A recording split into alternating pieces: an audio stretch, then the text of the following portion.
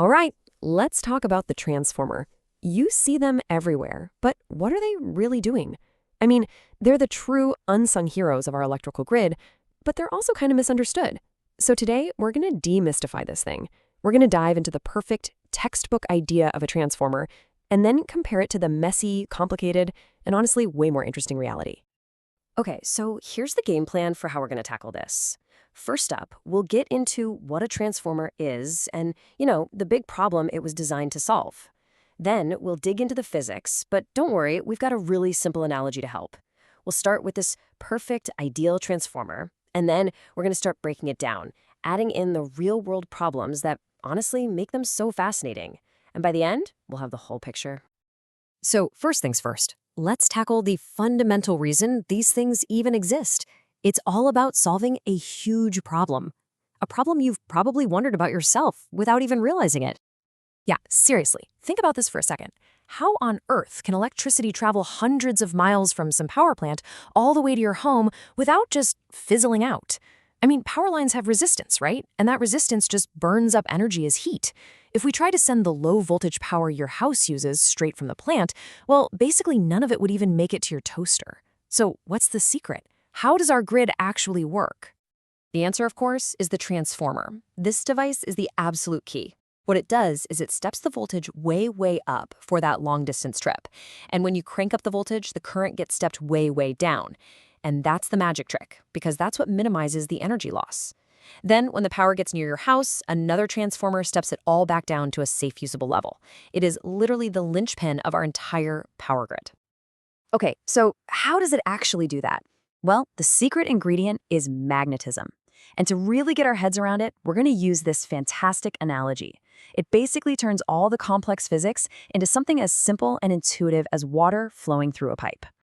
See, instead of getting totally bogged down in complicated magnetic field equations, we can use a really powerful shortcut. It's called the magnetic circuit. It's a mental model that just simplifies everything. It lets us think about these devices exactly the way the engineers who design them do. Okay, now this is where the whole analogy really clicks into place. So in a regular electrical circuit, you have voltage, right? That's the pressure pushing the current. Well, in our magnetic circuit, we have something called magnetomotive force. You can just think of it as magnetic pressure. And that pressure pushes the magnetic flux, which is basically our magnetic current, through the core.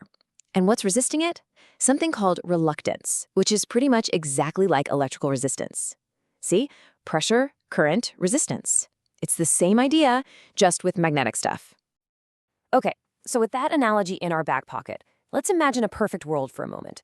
Let's build ourselves an ideal transformer.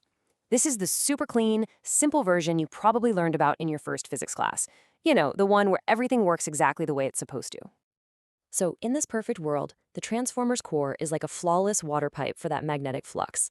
I mean, it's perfect. There are absolutely no leaks. And the material of the pipe itself? It has zero reluctance, zero resistance. It's a perfect magnetic superhighway.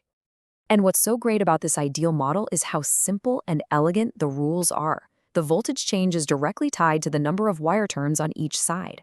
It's that simple. You double the turns on the second coil, you double the voltage. But of course, there's no free lunch. To conserve energy, the current does the exact opposite. So power in equals power out. It's a perfect, flawless energy conversion machine. But you knew this was coming, right? The real world is just not that perfect. So let's shatter that perfect little bubble and introduce our first major complication. And it all starts with the fact that the core material, well, it isn't a perfect magnetic highway after all. Here's the deal. In the real world, it actually takes some energy just to get the magnetic field going inside the core. Think about our water pipe analogy again. Before any water can come out the other end, you first have to use some pressure just to fill the pipe up, right? It's the same idea here. That energy you needed to fill up the core with a magnetic field, that property is called magnetizing inductance. And this is so important because this whole idea of magnetizing inductance explains a fundamental truth. Transformers only work with AC. Why? Well, think about what happens if you hook one up to DC, like a battery. That constant voltage just keeps pushing magnetic flux into the core. It just builds and builds and builds until the core material literally can't hold anymore. It saturates. And at that exact moment, The transformer stops being a transformer and basically just becomes a plain old wire, a short circuit. Poof, it burns out. All right, so problem number 1, the core material is imperfect. Got it. But there's another big problem. Remember those perfect magnetic pipes we imagined? Yeah. In reality, they're super leaky. This second problem is what we call leakage inductance. You see, containing a magnetic field is just incredibly hard. Some of that magnetic flux we're trying to channel is lazy. It's going to find a shortcut. Instead of going all the way through the core, it'll just loop back on itself through the air, completely bypassing the second coil. So that perfect sealed pipe we dreamed up for our ideal model, forget it. The reality is a whole lot messier. And this leaked flux is wasted effort. It doesn't transfer any energy to the other side, which means it completely messes up that clean, perfect voltage and turns relationship we were so excited about earlier. Okay, so we've got our two big real-world problems on the table now, the energy it takes to magnetize the core and the flux that leaks out. With these two pieces, we can finally build a model that shows what a real transformer looks like. So our model starts right where we started, with that perfect, ideal transformer. We put it right in the middle, because that still represents the main job of the device, that perfect core function of changing voltage and current. Okay, now for our first dose of reality. We're going to add a new component to our diagram. This piece right here represents the magnetizing inductance. You can think of it as a little side path that siphons off some energy just to get that magnetic field up and running in the core. And for the final piece of the puzzle, we add in the leakage. We'll add two little components that act kind of like small roadblocks or hurdles. They represent that pesky magnetic flux that escapes, one for the primary side and one for the secondary. And there it is. That's it. This is the complete model, the one that actually describes how a real-world transformer behaves. So let's do a quick recap. What's the big picture? We know that transformers use magnetic fields to change AC voltage. We started off in a perfect world with the ideal transformer model.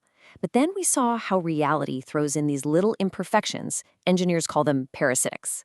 The two big ones are the magnetizing inductance, which is the energy needed to juice up the core, and the leakage inductance, which accounts for all that magnetic flux that escapes. And that brings me to one final kind of mind-bending thought. We've been calling these real-world effects parasitics, right? I mean, the name itself sounds pretty negative, like they're just annoying flaws. But what if I told you that really clever engineers have figured out ways to actually use them? It's true. In some super advanced electronics, they intentionally design these flaws right into the system, turning what looks like a bug into an incredibly useful feature. So, can a parasite ever be a good thing? I'll leave you with that.